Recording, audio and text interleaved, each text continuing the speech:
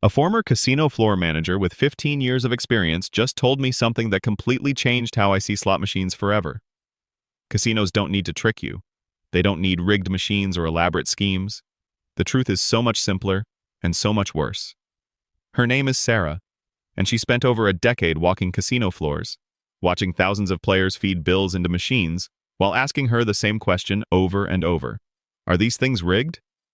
She said the irony always struck her as almost cruel, because these players were sitting right in front of machines that literally advertised exactly how much the casino was going to win. They just didn't understand what they were reading. Here's what she means. Every slot machine has something called an RTP, a return to player percentage. Most modern slots run somewhere around 90% RTP. That sounds pretty good, right? 90%.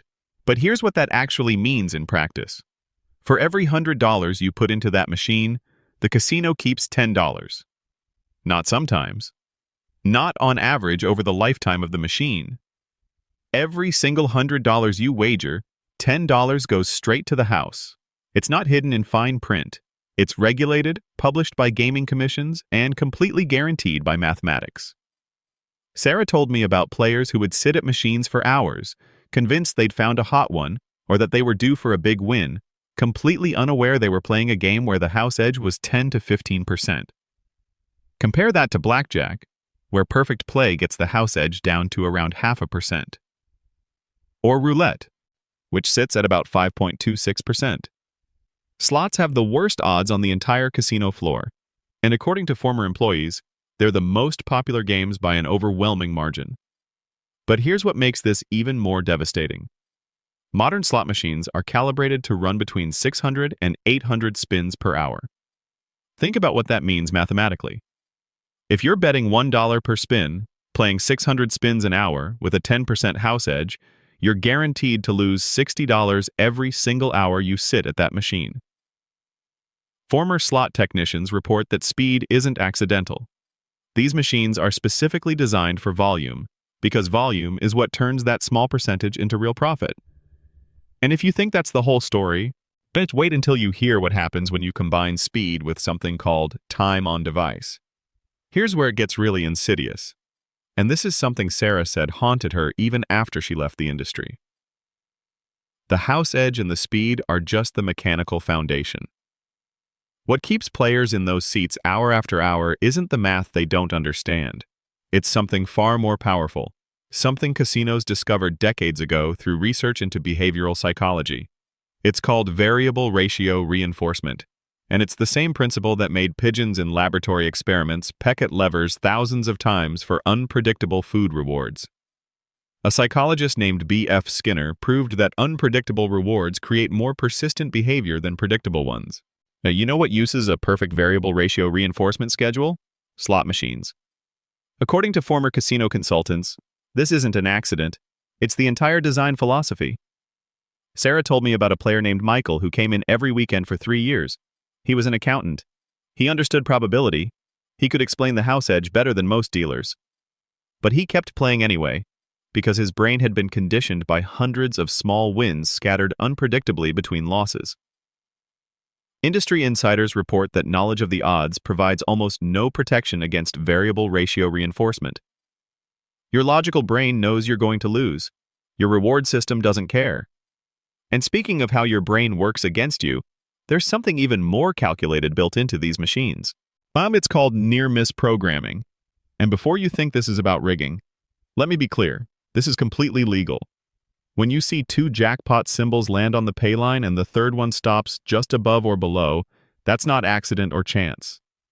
Former slot directors report that the symbols you see on the reels are weighted differently than their actual probability of landing. The machine might show you 20 jackpot symbols across 5 reels, making you think you have a 1 in 4 chance of hitting 3 in a row, when the actual programmed probability is more like 1 in several thousand. Research from gambling behavior specialists indicates that these near misses activate the same reward regions in your brain as actual wins. A former slot manager told Sarah about tracking player sessions and finding people who experienced 15 almost jackpots in 2 hours. Not 15 losses. 15 moments where their brain experienced something that felt remarkably close to winning. The devastating truth is that your brain processes a loss as almost winning, and that keeps you feeding bills into the machine. But what if I told you the machine celebrates when you lose? This is where the psychology becomes almost cruel. They're called losses disguised as wins, and they happen constantly on modern slots. You bet $2.50 across multiple lines. The machine plays exciting music, symbols light up, and you win $1. You just lost $1.50, but your brain heard celebration sounds and saw winning animations.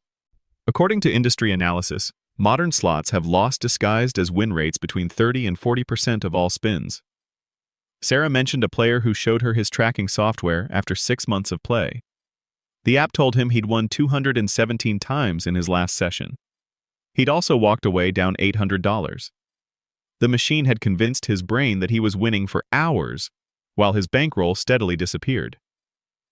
Former employees report they had an internal term for this phenomenon. They called them losses that feel like wins. The machine isn't broken.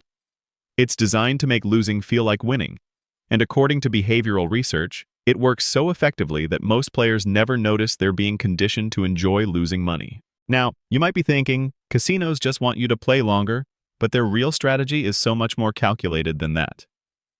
Here's the story I mentioned earlier, and this is where the business model reveals itself as something almost brilliant in its mathematical precision. There's a concept most players have never heard of called theoretical loss. Sarah explained this to me, and it completely reframed how casinos think about every single person who walks through their doors. Theoretical loss is what the casino calculates you will lose based on your average bet, how fast you play, and how long you sit at that machine. It's not a guess. It's a mathematical certainty derived from thousands of hours of player data. And here's what makes this truly eye-opening. Casino comp systems, those free rooms and buffet vouchers and show tickets, they're not based on whether you actually win or lose. They're based on your theoretical loss. Former casino hosts report a case that perfectly illustrates this. A player named Jennifer walked up to a high-limit slot machine on a Friday night and won $5,000 in her first 30 minutes. She was ecstatic. The casino gave her a comped room, dinner for two at the steakhouse, and tickets to a show. She thought they were rewarding her win. They weren't. Sarah told me they tracked Jennifer's play over the next 12 hours. Average bet, $2.50. Speed, roughly 600 spins per hour. 12 hours of total play. The casino system automatically calculated her theoretical loss at $8,400. They comped her room because the math said she was a profitable customer. Even though she'd won $5,000, one former casino executive stated it plainly, "We're not rewarding winners, we're investing in volume." Think about what that means. Your average bet times spins per hour times hours, play times the house edge equals your theoretical loss. A player betting $250, playing 600 spins across 8 hours with a 12% house edge generates $14,400 in total wagers. The theoretical loss is $1,728. Industry insiders report that even when you win, the casino knows the mathematics will catch up if you keep playing. And this is where the business model becomes truly brilliant, because casinos have studied exactly what happens after players win. According to internal analysis, roughly 80% of slot winnings get played back into machines, not over months, within the same visit. You win $1,000, you play 800 of it back through the machines, and the house edge applies to every single dollar of that 800. Former revenue managers report the mathematics break down like this. That $1,000 win becomes $880 after one reinvestment cycle, assuming you're lucky. After 3 cycles of winning and replaying, the average $1,000 win becomes $512. Sarah told me about a player who won $28,000 on a Monday. By Friday, he was back to even. The casino didn't take his winnings. He voluntarily gave them back, spin by spin, while the mathematics did exactly what the mathematics always does. And if you think you can beat this system with strategy, wait until you hear what happened when a group of mathematics graduate students tried to find patterns in slot machine outcomes. Sarah told me about this case specifically because it illustrates something that even highly educated players refuse to accept. Every modern slot machine uses something called a random number generator, an RNG, and what former slot technicians report about this technology dismantles every strategy, system, and pattern-seeking approach players attempt. Here's what those students discovered after 6 months of data collection. The RNG generates numbers continuously, even when nobody's playing the machine. It's cycling through thousands of number combinations every single second. When you press that spin button, you're not triggering a mechanical process that you can time or influence. You're simply telling the computer to use whatever number it had already generated in that exact millisecond. Former certification testers report that gaming commissions require these RNG systems to be truly random, which means every single spin is completely independent.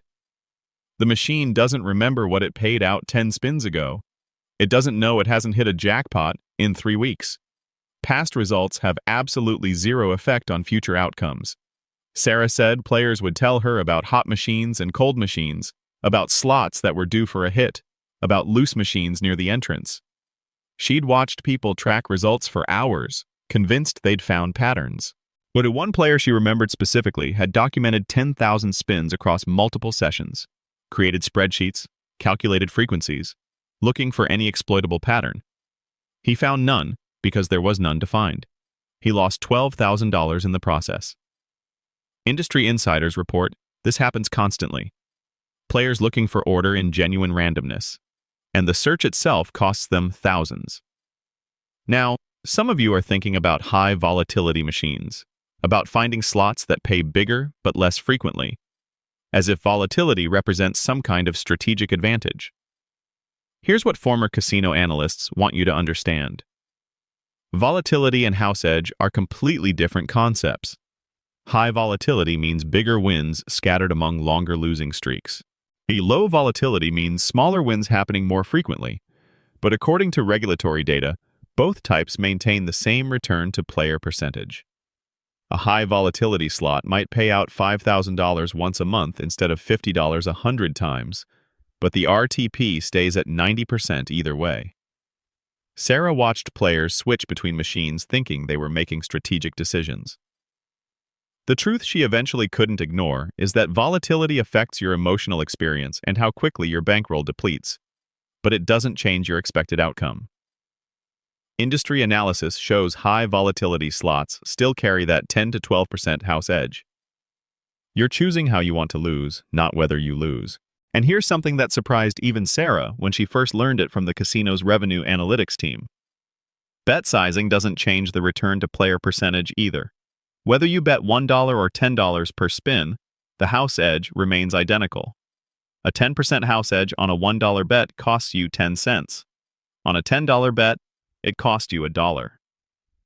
Former slot managers report that maximum bet requirements only matter for specific progressive jackpot triggers. And even then, you're just buying access to a larger prize pool with the same mathematical disadvantage. She told me about a player who thought small bets were safer, that betting minimum amounts was a conservative strategy that protected his bankroll. He was right that he could play longer on the same money. Yet what he didn't calculate was that playing longer meant more total volume, and more volume meant the house edge had more opportunities to extract profit. His small, careful bets across 6 hours of play produced the same expected loss as aggressive betting across 2 hours. The casino doesn't care how you structure your bets.